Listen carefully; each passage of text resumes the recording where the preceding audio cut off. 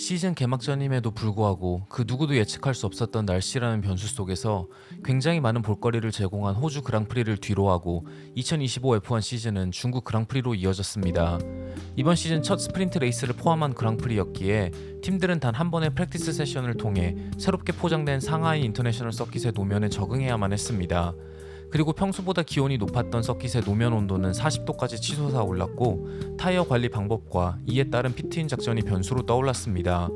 프랙티스 세션에서도 모두의 예상대로 랜도 노리스와 맥라렌이 굉장히 빠른 랩타임을 기록하며 이번 그랑프리에서도 손쉽게 우승을 노릴 수 있을 거라 생각되었지만 막상 스프린트 퀄리파잉에서 폴포지션을 차지한 건 페라리의 루이스 해밀턴이었고, 해밀턴은 폴포지션에서 스프린트 레이스를 시작해 끝까지 선두를 지키며 스프린트 레이스를 우승하는 반전을 만들어냈습니다.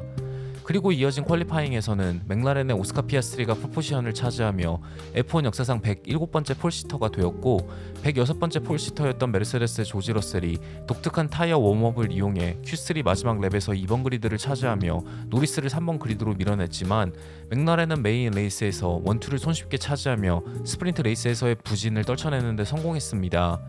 호주 그랑프리에서도 비록 중계 카메라에는 거의 잡히지 않았지만 조용히 3등을 차지했던 러셀은 중국 그랑프리에서도 묵묵히 자신만의 레이스를 펼치며 다시 한번 3등으로 포디움에 올랐습니다. 레드불의 맥스 베르스타펜이 4등으로 결승선을 통과했고 5등과 6등으로 레이스를 마무리한 페라리의 샤를 르클레와 해밀턴은 레이스가 끝나고 차량 검사를 통과하지 못하며 규정 위반으로 실격 처리되었습니다. 결국 하스의 에스타반 오콘이 5등, 메르세데스의 키미 안토넬리가 6등, 윌리엄스의 알렉산더 알보니 7등, 하스의 올리버 베어맨이 8등, 에스턴 마틴의 랜스 스트롤이 9등, 윌리엄스의 카를로스 사인즈가 10등으로 포인트를 획득했습니다. 11등으로 레이스를 마무리했던 알핀의 피에르 가슬리도 차량 검사를 통과하지 못하고 실격 처리되었습니다. 오늘도 전체적인 레이스 리뷰가 아닌 흥미로웠던 뒷이야기들로 영상을 만들었습니다. 레이스가 끝나고 이어진 차량 검사에서 샤를의 차는 F1의 최소 무게 규정보다 1kg 가벼운 게 확인되었고, 차량 무게 미달은 레이스 도중 입은 프론트윙의 데미지와는 무관한 것도 확인되었습니다. 규정상 레이스 도중 손상된 파츠들은 새로운 파츠들로 교체한 뒤 무게를 재는 것으로 되어 있고, 페라리가 교체한 새로운 프론트윙은 데미지를 입은 윙보다 0.2kg 더 무거운 것으로 알려졌습니다. 이에 대해 FIA는 16번 차는 실내와 실외에 설치된 저울을 이용해 무게를 쟀고 두 번 다 같은 799kg인 것이 확인되었다. 페라리 관계자들은 무게를 확인하는 과정을 다 지켜봤고 이의 신청을 하지 않고 자신들의 실수임을 인정했다라는 발표를 했습니다. 알핀의 피에르 가슬리도 똑같은 이유로 실격 처리되었습니다. 루이스 해밀턴의 경우 2023 시즌 있었던 미국 그랑프리 실격과 똑같은 일이 다시 한번 일어났습니다. 레이스가 끝나고 스튜어드들은 해밀턴의 차 플로어에 장착된 스키드 블락이 규정보다 더 많이 마모가 되었다는 판결을 내렸습니다. FIA는 레이스가 끝나고 해밀턴의 왼쪽 스키드 블락은 8.6mm, 센터라인 블락은 8.6mm, 오른쪽 블락은 8.5mm인 것이 확인되었고, 이는 규정에서 허용된 9mm보다 더 많이 마모가 되었기에 테크니컬 레귤레이션 3.5.9를 위반했다. 페라리 관계자들은 이 결과를 받아들였고 본인들의 실수라는 것을 인정했다라는 발표를 했습니다. 호주 그랑프리에 이어 다시 한번 레이스 경험이 없는 낯선 서킷에서 열린 중국 그랑프리에서 레드불의 리암 로스는 주말 내내 극심한 부진에 빠졌습니다. FP1에서 18번째로 빠른 랩타임을 기록하는 데 그쳤고, 스프린트 퀄리파잉에서는 가장 느린 랩타임을 기록하며 20번 그리드에서 출발해 14등으로 스프린트 레이스를 마무리했습니다. 메인 레이스 퀄리파잉에서도 다시 한번 가장 느린 랩타임을 기록하며 20번 그리드로 밀려났고, 메인 레이스를 피트레인에서 시작해 15등으로 결승선을 통과했지만 샤를, 해밀턴, 가슬리의 실격으로 12등으로 순위가 조정되었습니다. 로슨의 부진에 대해 헬무트 마르코는 실망스러운 결과였고 모든 세션을 다시 한번 복습하며 분석해봐야 한다. 결국 자신의 능력을 보여줘야 하지만 로슨은 아무것도 보여주지 못했다. 가장 빠른 차는 원래 운전하기 어려운 법이다 라는 말을 남겼습니다. 한편 로슨의 부진에 대해 베르스타펜은 지난 시즌 RB에서 치노다와 로슨의 페이스 차이는 거의 없었다. 만약 로슨이 치노다보다 부진했다면 레드불이 시트에 로슨을 앉히지 않았을 것이다. 하지만 이번 시즌 로슨과 치노다의 페이스에는 엄청나게 큰 격차가 생겼고, 레이싱 불스는 전체적으로 나와의 페이스 차이도 어느 정도 좁히는 데 성공했기에 로슨의 능력만이 부족한 건 아니라고 생각한다. 그리고 로슨의 말에 따르면 레이싱 불스의 차가 레드불의 차보다 확실히 더 운전하기 쉽다고 생각한다라는 분석을 했습니다. 이제 겨우 2번의 그랑프리가 치러졌을 뿐이지만 벌써부터 다음 그랑프리가 열리는 일본에서 레드불이 로슨을 레이싱 불스로 내려보내고 유키 치노다를 콜업시킬 거란 루머가 패독에서 돌기 시작했습니다. 그 누구도 공식 발표를 하고 있지는 않지만 관계자들의 말에 따르면 일본 그랑프리에서 레드불과 레이싱 불스가 로슨과 치노다를 스왑하는 건 거의 기정사실이라고 합니다. 이번 시즌 치노다는 개막전인 호주 그랑프리 퀄리파잉에서 5번 그리드를 차지했고 팀의 작전 실수만 아니었다면 6등으로 포인트를 노려볼 수 있었습니다. 이번 중국 그랑프리에서도 치노다는 스프린트에서 메르세데스의 키미 안토넬리를 끝까지 막아내며 6등을 차지했고 메인 레이스에서도 좋은 페이스를 유지했지만 사고 없이 갑자기 일어난 프론트윙 데미지로 19등으로 밀려나는 불운을 겪었습니다. 레이스가 끝나고 기자들은 치노다에게 만약 레드불이 일본 그랑프리에서 시트 스왑을 제안한다면 받아들일 생각이 있는가 라는 질문을 던졌고 이에 대해 치노다는 일본 그랑프리에서 100% 무조건 받아들일 생각이 있다. 레드불 차가 훨씬 더 빠르기 때문이다 라는 답변을 했습니다. 이에 대해 로스는 커리어 내내 치노다를 상대로 경쟁해왔고 그를 이겨왔다. 그리고 F1에서도 치노다를 상대로 이겨본 경험이 있기에 그가 뭐라고 말하든 난 신경 쓰지 않는다 라는 말을 했습니다. 로스는 치노다와 팀메이트로 11번의 그랑프리에 참가했고 퀄리파잉에서 치노다를 상대로 단 한 번 승리했습니다. 2019 유로 포뮬러 오픈 챔피언십에서 로스는 시즌 2등, 치노다는 시즌 4등을 했지만 같은 해 F3에서 치노다는 로슨보다 더 좋은 성적을 거두며 먼저 F2로 승격되었습니다. 그리고 뉴질랜드에서 열린 2020 도요타 레이싱 시리즈에서 로스는 치노다보다 더 좋은 시즌 성적을 거뒀습니다.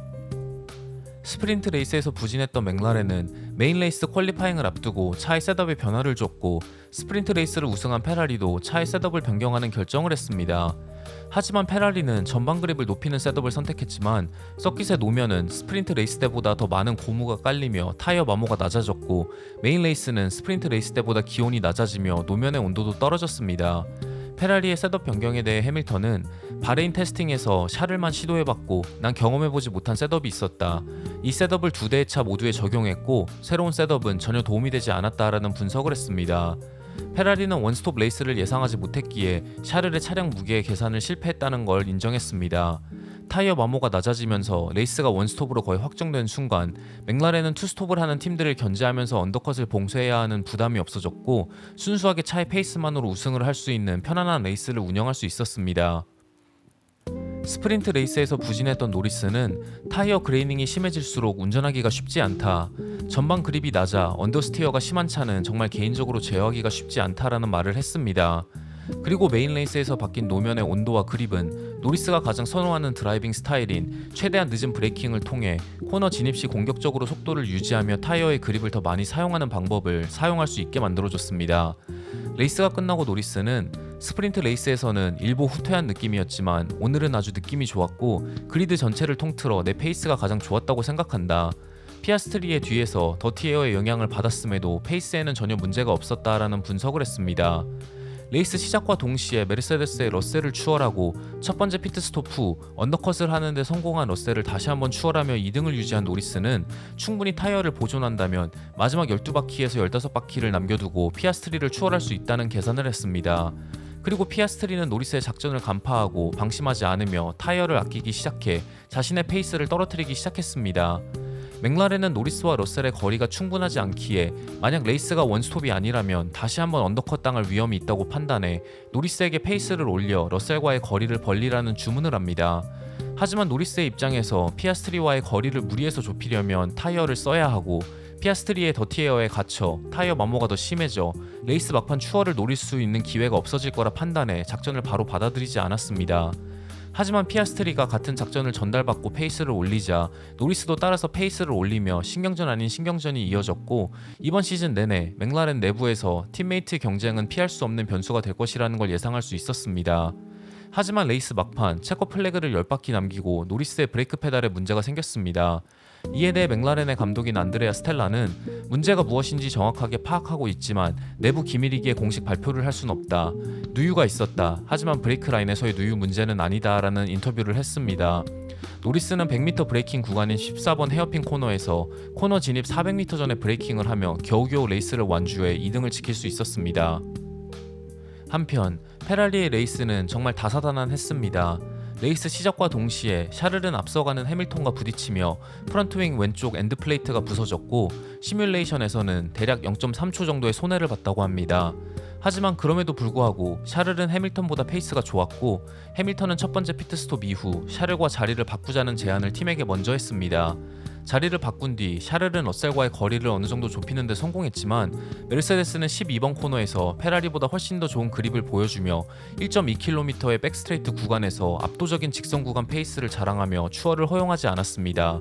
이에 대해 샤를은 전체적으로 거의 모든 구간에서 메르세데스보다 빨랐지만 12번 코너와 그 이후 이어지는 직선 구간과 코너들에서 메르세데스는 0.5초 정도 더 빨랐다라는 분석을 했습니다. 해밀턴은 레이스 내내 샤를보다 9번과 13번 코너에서 느렸고 무리해서 더 높은 속도로 코너에 진입하려다 계속 언더스티어가 나는 문제 때문에 고생했습니다. 차량의 전방 그립을 높인 새로운 셋업은 해밀턴의 발목을 잡았고 첫 번째 피트스톱 이후 자신을 추격해오는 베르스타펜을 상대로 투스톱 작전을 시도한 해밀턴은 새로운 하드타이어로 패스티스트 랩타임을 기록하긴 했지만 베르스타펜을 상대로 거리를 좁히지는 못했습니다. 호주 그랑프리에서 심각한 에어로다이내믹 문제를 발견한 하스는 고속 코너에서의 바운싱 문제로 고생했고 전혀 좋은 페이스를 보여주지 못했습니다. 하지만 저속과 중속 코너가 대부분인 중국 그랑프리에서 하스는 반등하는 데 성공했고 에스타반 오콘은 5등, 올리버 베어맨은 8등으로 더블 포인트를 획득했습니다. 11번 그리드에서 출발한 오콘은 레이스 초반 윌리엄스의 알렉산더 알본을 추월하며 10등으로 치고 올라왔고 굉장히 이른 11번째 랩에 피트인하며 플로어 데미지를 입은 메르세데스의 키미 안토넬리를 언더컷하는 데 성공했습니다. 17번 그리드에서 레이스를 시작한 올리버 베어맨은 데이터가 전혀 없었던 하드 타이어로 레이스를 시작해 26번째 랩에 피트인에 미디엄 타이어로 교체했고 남은 30바퀴를 버티며 원스톱을 성공함과 동시에 짜릿한 추월 장면을 여러 번 연출하며 좋은 페이스를 보여줬습니다. 하지만 하스는 아직 에어로다이내믹 문제가 해결된 게 아니라는 것을 강조했습니다. 레이스가 끝나고 하스의 감독인 아야오 코마츠는 아직 문제를 완벽하게 해결한 건 아니고 트랙의 특성에 따라 이 문제가 더 크게 부각될 수도 아니면 티가 나지 않을 수도 있다. 하지만 트랙의 특성과 우리 차의 특성이 잘 맞아 떨어지면 어느 정도의 페이스를 보여줄 수 있는지 이번 그랑프리에서 확실하게 보여줬다고 생각한다라는 말을 했습니다. 해밀턴의 스프린트 레이스 우승으로 페라리의 페이스가 기대되었던 중국 그랑프리 메인 레이스는 맥라렌의 원투와 페라리의 실격으로 마무리되었습니다. 과연 이어지는 일본 그랑프리에서도 맥라렌의 강세가 이어질지, 그리고 모두의 예상보다 좋은 페이스를 보여주고 있는 메르세데스가 맥라렌의 가장 큰 경쟁자가 될 수 있을지, 그리고 리암 로스는 일본 그랑프리에서 레드불 시트를 유지할 수 있을지 지켜보며 이번 영상을 마치도록 하겠습니다. 시청해주셔서 정말 감사합니다.